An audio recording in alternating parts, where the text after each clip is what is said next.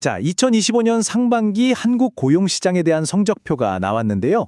겉으로만 보면 와, 일자리가 꽤 많이 늘었네? 이렇게 생각하기 쉽습니다. 근데요, 정말 그게 다일까요?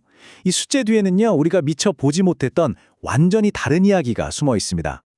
그래서 오늘 이 복잡하게 얽힌 이야기의 실체를 한번 제대로 파헤쳐 보려고 합니다. 총 5가지 핵심 포인트를 짚어보면서요, 하나씩 따라와 보시죠. 네, 그럼 첫 번째로 모두가 가장 궁금해했던 거죠. 상반기 성적표의 헤드라인 숫자부터 바로 확인해 보겠습니다. 무려 18만 1000명. 이게 바로 2025년 상반기 딱 6개월 동안 대한민국에서 순수하게 늘어난 일자리 수입니다. 작년 말에 전망에 썩 좋지 않았던 거 생각하면 야, 이건 정말 대단한 반등이라고 할 수 있죠. 그런데 말이죠. 이 숫자 하나만 보고 아, 이제 괜찮구나 하고 안심해도 되는 걸까요? 이 놀라운 성장의 과실이 과연 모두에게 골고루 돌아갔을까요? 결론부터 말씀드리면 안타깝게도 그렇지가 않았습니다. 이 성장 뒤에는요, 정말 뚜렷한 빛과 그림자가 있었어요. 그러니까 누구는 활짝 웃고 또 누구는 속으로 울어야만 했다는 거죠.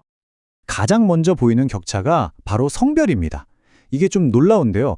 여성 일자리는 눈에 띄게 늘었는데 반대로 남성 일자리는 오히려 줄어드는 현상이 나타난 거예요. 특히 30대에서 그 차이가 아주 확연하게 드러납니다. 지금 보시는 이 그래프가 딱 그걸 보여주는데요. 여성 고용률은 정말 쭉쭉 올라가는데 남성은 거의 제자리 걸음 수준이죠. 이런 격차는 세대 사이에서도 나타났습니다. 이제 막 사회생활을 시작하는 20대, 그리고 한창 경력이 무르익었을 50대는 일자리 구하기가 어려웠거든요. 그런데 정작 60세 이상 시니어 일자리는요, 그야말로 폭발적으로 늘어났습니다. 자, 이 숫자 보세요. 플러스 35만 1천 개.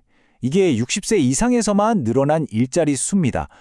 근데 아까 전체 증가분이 18만 개라고 했잖아요. 그쵸? 이게 뭘 의미하냐면요. 60세 이상을 빼면 나머지 모든 세대를 합쳐서는 오히려 일자리가 줄었다는 정말 좀 충격적인 이야기입니다.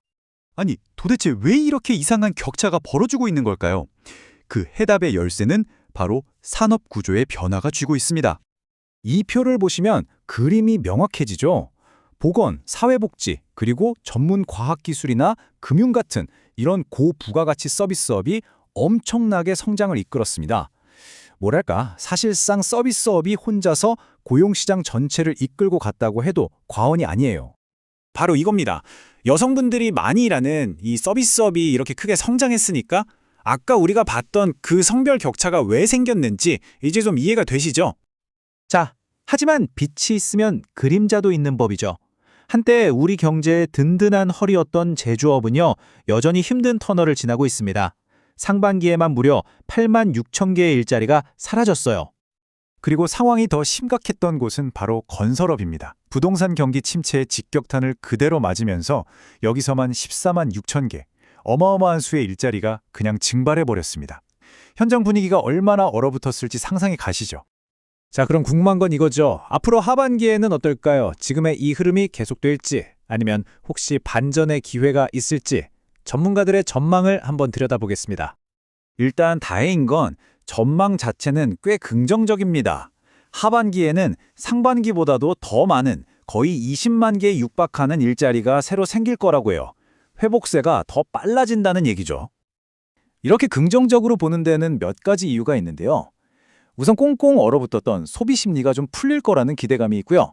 또 여전히 사회복지 서비스나 고령층 일자리는 튼튼하게 버텨줄 거라는 믿음이 깔려 있습니다.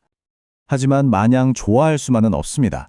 여전히 위험 요인도 분명히 남아 있거든요.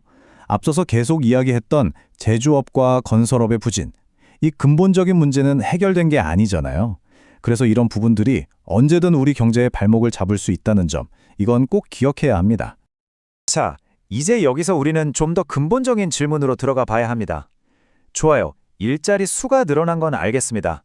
그런데 그게 과연 우리 일의 질도 좋아졌다는 뜻일까요? 물론 긍정적인 부분도 있어요. 보시는 것처럼 안정적인 상용직 일자리가 꽤 늘었거든요. 이건 좋은 신호죠.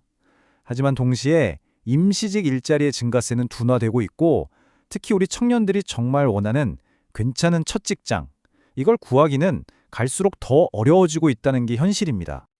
바로 이런 상황을 두고 한국노동연구원에서 이런 말을 했습니다. 이게 지금의 딜레마를 정말 정확하게 짚어내고 있어요.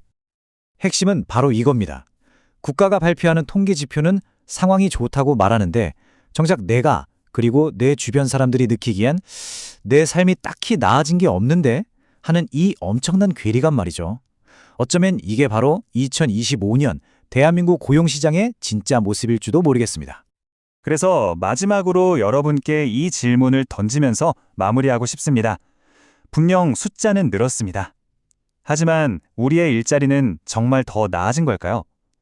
이건 앞으로 나올 여러 지표들을 보면서 우리 모두가 계속해서 고민하고 답을 찾아야 할 아주 중요한 질문이 될 겁니다.